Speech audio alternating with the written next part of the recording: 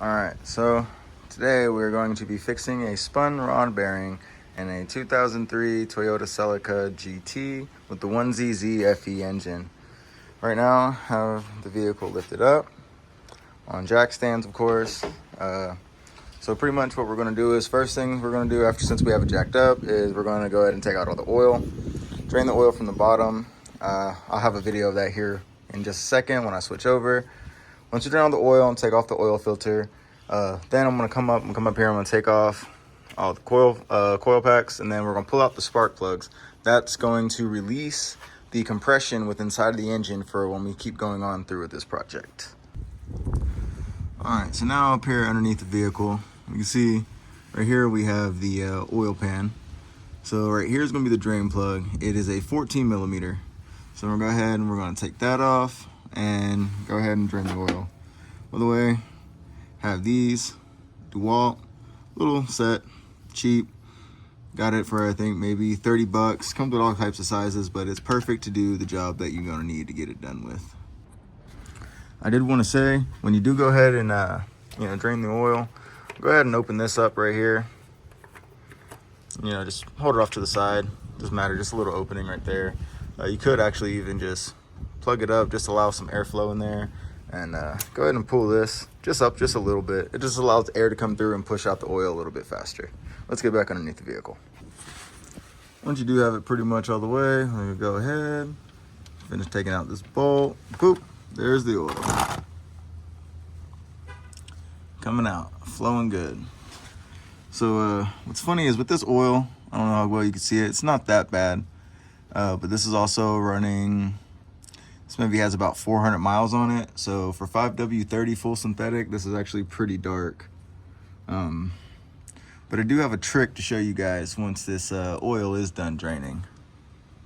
All right, so while that oil is down there draining, what we're gonna go ahead and do now is we're gonna go ahead and remove all the ignition coils or coil packs, however you know of them.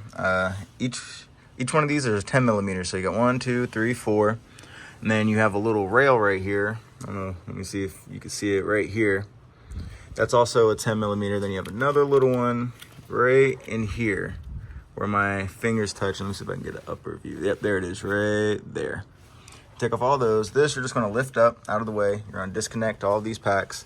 I have all mine numbered, but we're gonna take all those out. Then we're gonna go in, we're gonna pull the spark plugs out.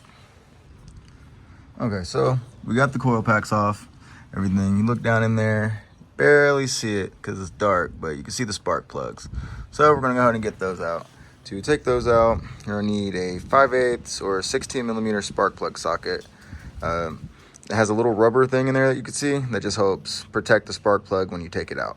And you're gonna need, depending on what tools you have and extensions, you're probably gonna need a pretty long extension. Something probably like this. I have a little one, another one, another one. For me personally, the longer it is, the better it is for me to be able to go in there and get it out.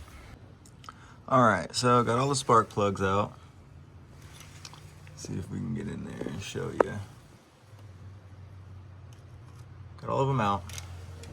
So have all those out.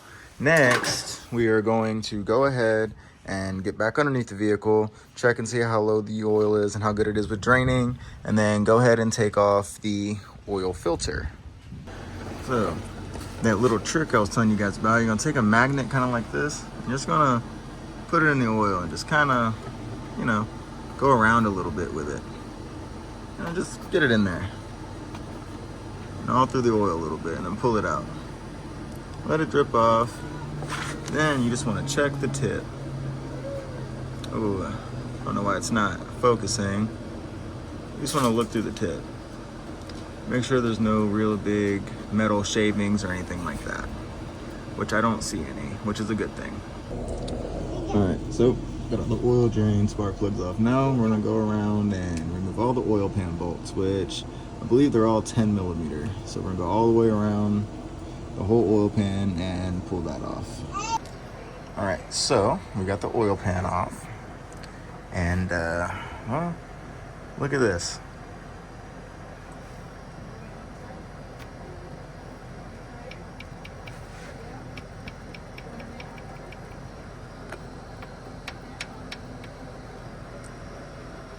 So these are my two middle cylinders. And yeah, so we're gonna go ahead and get going on that. Yeah, that's not good. All right, next step. Also, I want to say using some of this on the new bearings is actually going to come in and help a lot. You just, put a little bit on both sides of the bearing, both inside and out, just to get it nice pre-lubed and fully ready to go when you assemble it. All right, I also wanted to show you all this. So if you look at this connecting rod joint, it's pretty ew. So this one actually came from number 2, if you're counting from the pulleys. So it's, 1, 2, I finished 3, still have 4, and I'm working on 2. So if you look right here, there's like really no, let me try to get close on it and focus it. So it actually looks really good also on number 2. But one thing that I'm going to do is you see this right here, how it just looks like gross. So what you're going to do is I have some, where's it at? Right here, 1500 grit sandpaper, a little strip. What I did was I just dipped my finger, where's it at? Yeah, just dip my finger right here in the oil. Just a little light coating of it. And then I go ahead and just rub the oil on through in here. Sorry, kind of hard to do this with just one hand. All right, wipe your hand off. Then you take your 1500 grit and you just rub. I'm gonna try to get one consecutive piece, at least right here while on camera, just to try to show a quick little difference. So it actually makes quite a difference. Jump right back to the end of this and show you what it looks like when it's done. All right, so this came from the number 3 right here. As you can see, it's actually still really smooth considering. Right here we have the new bearings. Let me get a nice clean surface, and then here you have the old one. Definitely see some scraping and everything right there from a spin, but nothing too bad considering, at least on that one. So now we're gonna go to put the new ones in. All right, and I'm back. So this is what it looks like after. Still, could use some work, but this is, like I said, just a quick polish cleanup, for a better mating and smooth surface. Looks pretty good though, looks pretty good. All right, guys, so remember how I told y'all to go ahead and take the spark plugs out to relieve pressure? That is so when you go ahead and put the upper bearing back in, when you just slide it over the shaft like this, you can move that piston really easy. I don't know how good my angle is right now. I'm trying to show you guys this, but you want to put it right about something similar to like this, about dead nuts. Let's get a little closer here. Something similar to just dead on. So then you could just take your actual rod and one hand here. Oh, move the bearing. All right. Man, this is actually a lot harder than I thought it would be to move it with just one hand while trying to hold the phone. All right, so you want to get that as close to flush as possible. You see what I'm doing there? Close to flush. Then you go ahead and take your rod and you pull it down just like that. And now is when you can go ahead and make your slight little mini adjustments. So for me, I'm gonna go ahead and just push it up a little bit on this side. Just like that. And then I'm gonna pull, I'm gonna turn the camera off for this part, but I'm gonna pull the actual rod completely down onto the bearing fully. All right, here I am putting back together the number 1. Like I said, I'm counting from the belt. So 1, 2, 3, 4. I've completed 2 and 3. Just finished 1.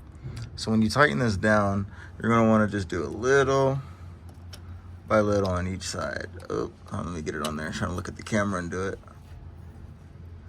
Just little by little. You don't wanna warp anything or get it uneven or anything like that. So you just want to do little by little until you get it nice and tight before you go ahead and finish torquing it down. All right, so I got everything back together. We have it running right now. So just want to check for oil leaks. Don't see any, which is a good thing. All right, and now let's go ahead and see if we're at operating temperatures. Not yet, but almost. All right, all right. All right, so this is the real moment of truth. Let's see if we hear it.